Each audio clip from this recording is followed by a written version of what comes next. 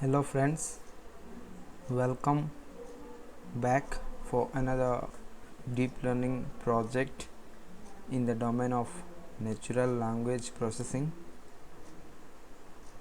Here in this project we will develop a model using bidirectional LSTM which will filters the emails as spam and not spam. For that I am using a dataset available in Kaggle email spam classification dataset, which I have added to the input section in the Kaggle notebook. And to accelerate my training or model training, I am using GPU T4. You can set that in the settings, then go to the accelerator and set GPU T4 times 2. After that I have created the notebook, and let's go step by steps how to create the model and use it for inference. At first I have imported required libraries like pandas, NumPy, Keras, Tensorflow and scikit-learn. Pandas is for data manipulation because we are going to deal with CSV file. Then NumPy is for numerical calculation. Keras and Tensorflow are for building the model, while scikit-learn is to split the data into train and test. So let's execute this cell and import all the required libraries.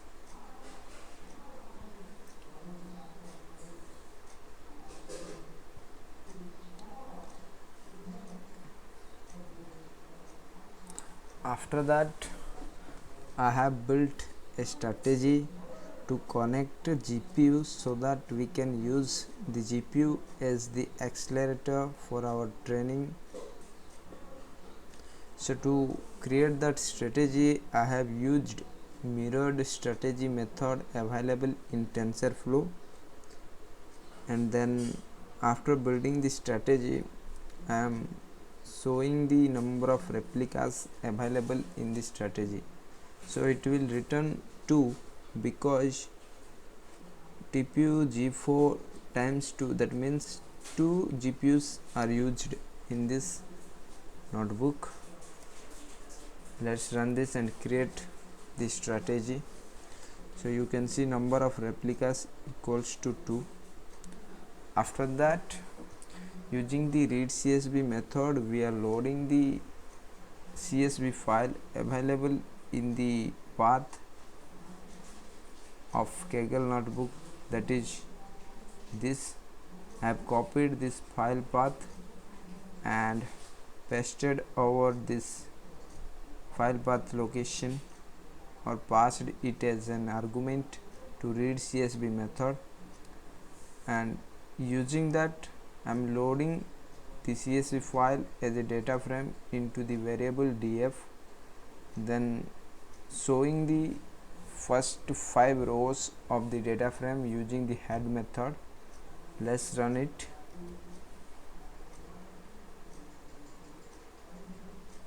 So you can see we have only 2 columns, one is label, another is text.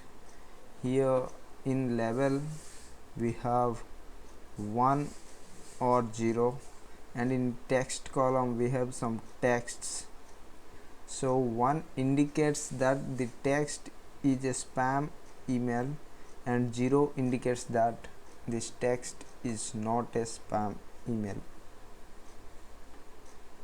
After that I am checking the number of counts of 1 and 0 in the label column using the value counts method.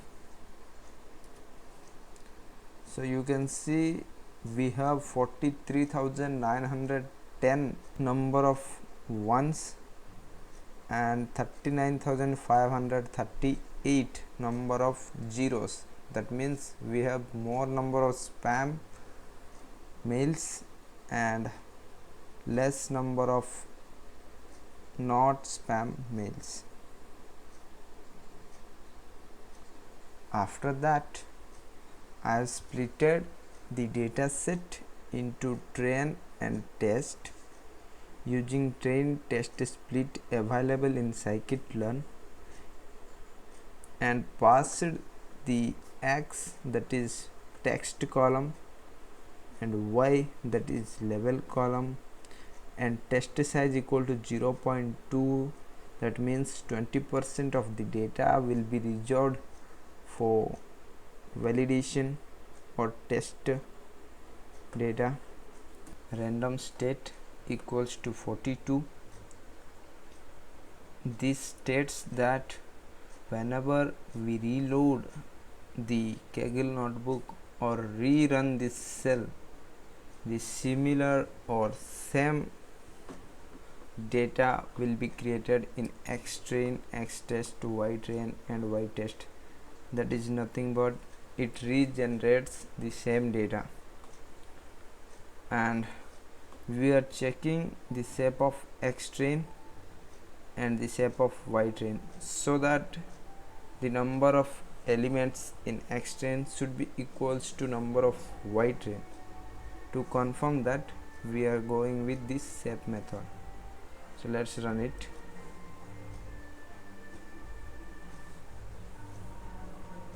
So you can see 66,758 elements are reserved for training purpose.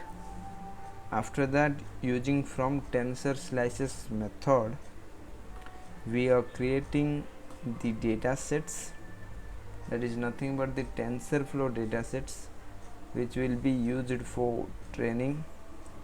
So in the from tensor slices method, we are passing one tuple as an argument, and inside the tuple we have xtrain, ytrain for train ds and xtest, ytest for validation ds.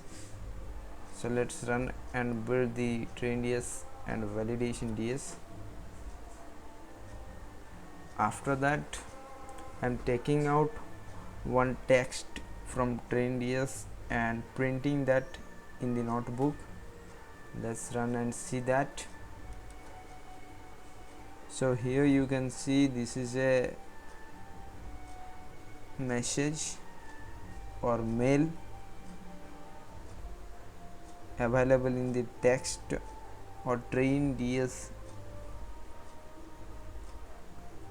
After that, I have built a text vectorizer which will convert the text or strings into tokens and vectorizes them into indices.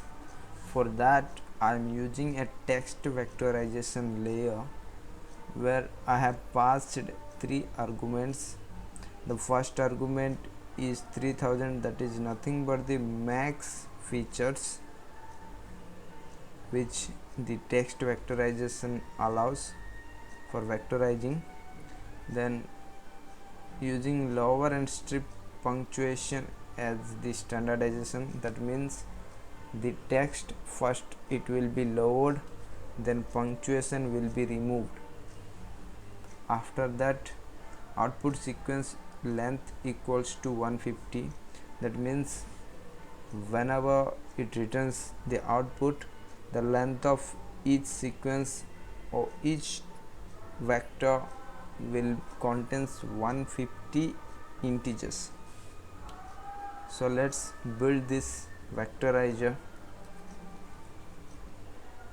and in Tensorflow the vectorizer should be adapted with training text data before using that in pre-processing the data. So to do that, we have removed only text part of train DS using the map method and batched with 256 elements in each batch and adapted to that vectorizer. So it will take some time to adapt. Once the vectorizer adapts, we can pre-process using that. So yes, vectorizer is adapted to the texts available in train dataset. After that, we will use that vectorizer for pre-processing our text data in both train dataset and validation dataset. So for that, I have built a method vectorize underscore text, where I am passing two parameters. One is text, another is label. The text will be vectorized using vectorizer, and then we are returning the vectorized text and label. That is what the vectorized text method will do. So we are applying that method using map method to the train dataset and validation dataset. Before applying the map method, we are batching both train DS and validation DS with the size 256, and we have used number of parallel calls equal to tf.data.autotune, so that the TensorFlow allows to decide how many parallel threads to use when applying the map, and it will improves the CPU utilization. Then we have also added prefetch in train DS case with argument tf.data.autotune, and this will preloads the next batch in the background while the model is training, which reduces the data loading bottlenecks. So let's do the pre-processing. So yes, all text available in train dataset and validation dataset are pre-processed. Let's build the bidirectional LSTM. So at first, we are building it through a sequential model. So for that, we have used the sequential method available in the Keras, then passed all the layers which will be used as the layers of model. At first, we have a input layer which will take 150 elements in a batch. It is 150 because the output sequence length returned by the vectorizer is 150. That's why this is 150. After that, we are having embedding layer. The embedding layer will maps every token in the input sequence provided to it to a vector, and which results the output dimensions to 128. Here the input dimension equals to 3000 because the max feature was 3000 when we vectorized using text vectorization. After that, we are using a bidirectional LSTM. For that, we are using LSTM and bidirectional LSTM layers, and then we have a global max pooling layer which pulls out the features from the bidirectional LSTM, then a dense layer with 20 units of neurons and ReLU activation function, and a dropout of 50% is also done, and then used a top layer, that is a dense layer with 1 unit and sigmoid activation function, so that the value ranges between 0 and 1, and if the value is less than 0.5, then we will consider that as not spam, and if the value is greater than or equals to 0.5, then we'll consider the text as spam. So let's create this model. Yes, we have created the model successfully. Let's build that under the strategy scope so that we can use the GPU. And always remember, you should always create the model under the scope of the GPU or TPU, then only you can use the GPU or TPU for acceleration purpose. And also you have to compile the model under that section, and not only that, you need to specify the loss optimizer and matrix arguments inside the compile method, which should also be created under the strategy scope. So let's compile it. The compilation is over. Then we are training the model with fit method, where we have provided train dataset, validation dataset, and number of epochs equals to 5. We are just using a small number of epoch because the text data will be easily trained by our model, so no need to take a 2-digit number or 3-digit number. Then we have checkpoint as our callback. Checkpoint is nothing but a model checkpoint which will save the weights of best models created during all the epochs, and these will be saved in the spam classifier.keras file. So here it will monitor the validation accuracy, and when it goes to maximum, the model's weights will be saved. So let's train the model.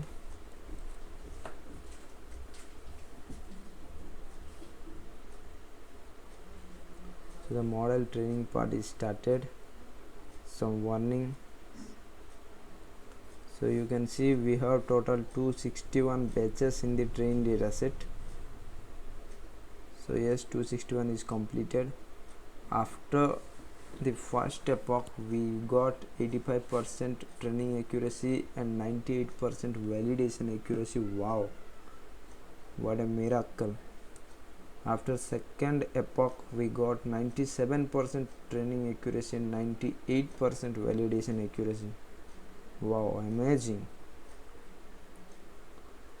And after fourth epoch, we got 98% training accuracy and 98% validation accuracy. Superb.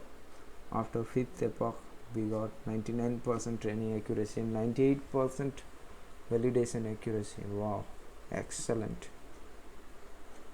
So our model is resulting excellent output.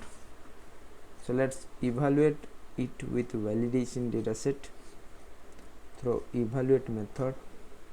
So you can see we have 98% accuracy with validation data and 0.05 as loss. And let's load the best model from the checkpoints that we saved during training and evaluate that model also with validation data.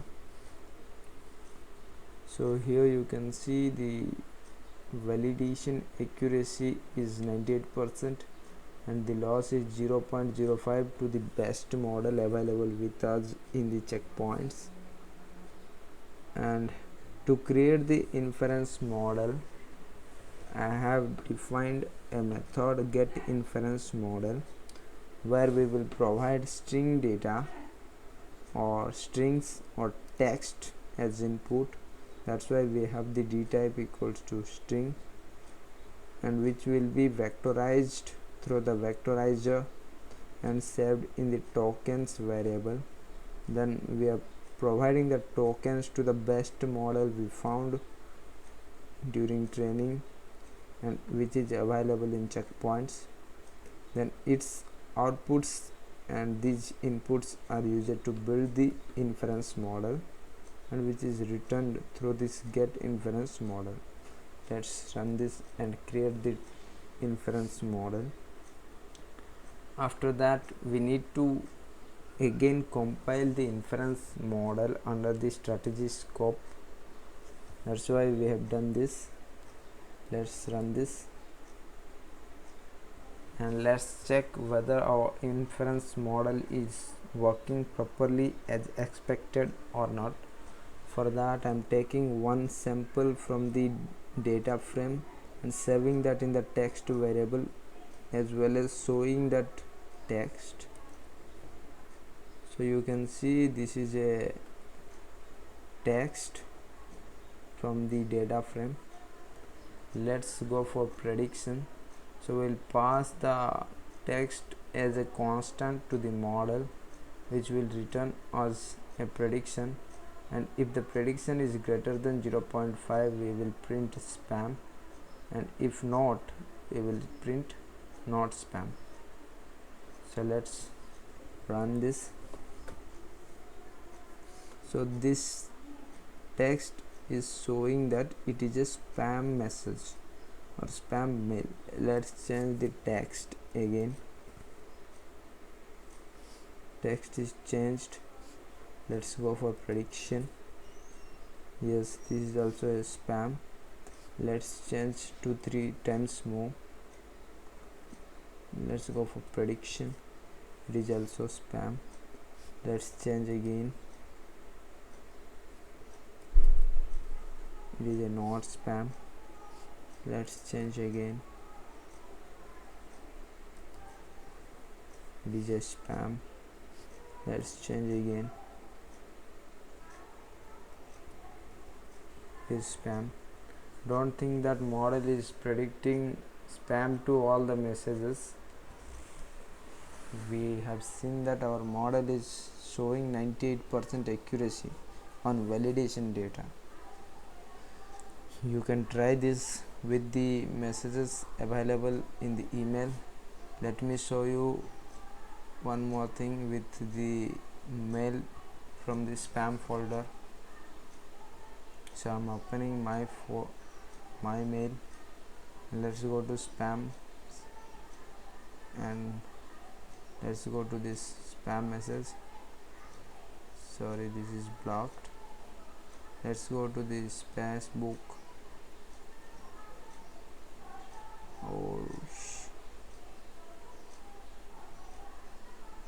All spams might be blocked, I think. All are blocked too.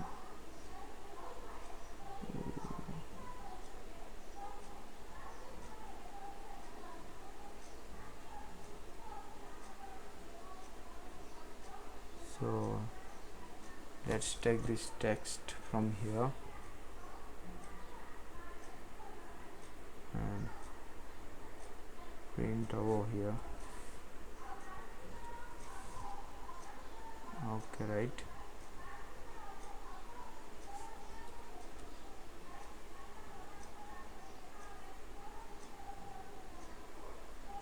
Let's check this.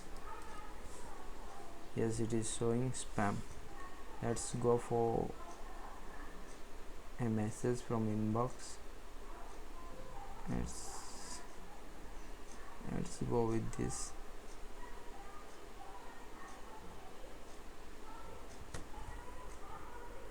Let's copy this.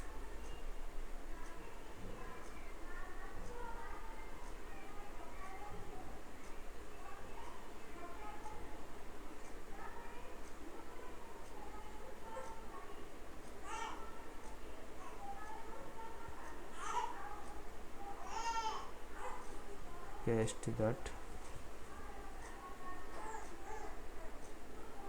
Here we need to rearrange it.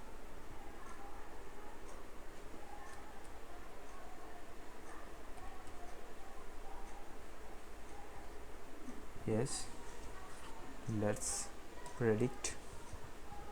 It is also showing spam. might be some spams are available here. After that, to set the model, you can use the save method and save our model. Let's do that.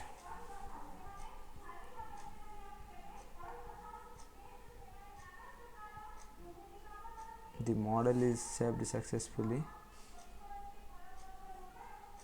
and to download the saved model you can go here. You see this is our input, and to find out the output or checkpoints or else saved model, this is the saved model and this is the saved checkpoints. And to download the model you can click on three dots and click on download button, and to download the checkpoints you can click on spam classifier.keras file and click on download button. In this way you can download both the model and spam classifier. After downloading you can use that model for real-time purpose